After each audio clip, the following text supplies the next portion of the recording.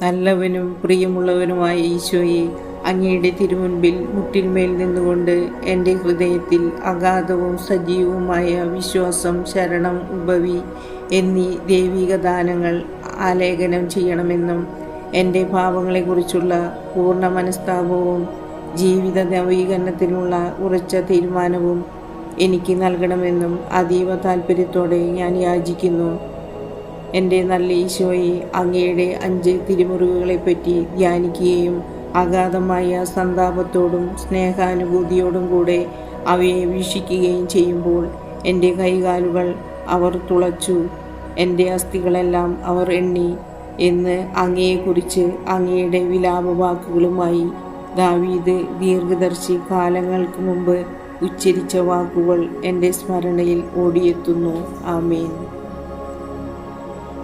നല്ലവനും പ്രിയമുള്ളവനുമായ ഈശോയെ, അങ്ങയുടെ തിരുമുൻപിൽ മുട്ടിന്മേൽ നിന്നുകൊണ്ട് എൻ്റെ ഹൃദയത്തിൽ അഗാധവും സജീവവുമായ വിശ്വാസം, ശരണം, ഉപവി എന്നീ ദൈവിക ദാനങ്ങൾ ആലേഖനം ചെയ്യണമെന്നും എൻ്റെ പാപങ്ങളെക്കുറിച്ചുള്ള പൂർണ്ണ മനസ്താപവും ജീവിത നവീകരണത്തിനുള്ള ഉറച്ച തീരുമാനവും എനിക്ക് നൽകണമെന്നും അതീവ താൽപ്പര്യത്തോടെ ഞാൻ യാചിക്കുന്നു.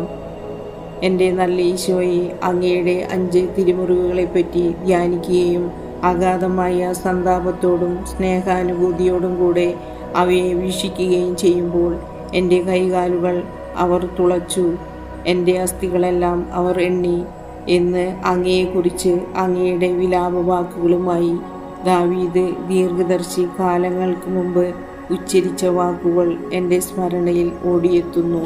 ആമേൻ.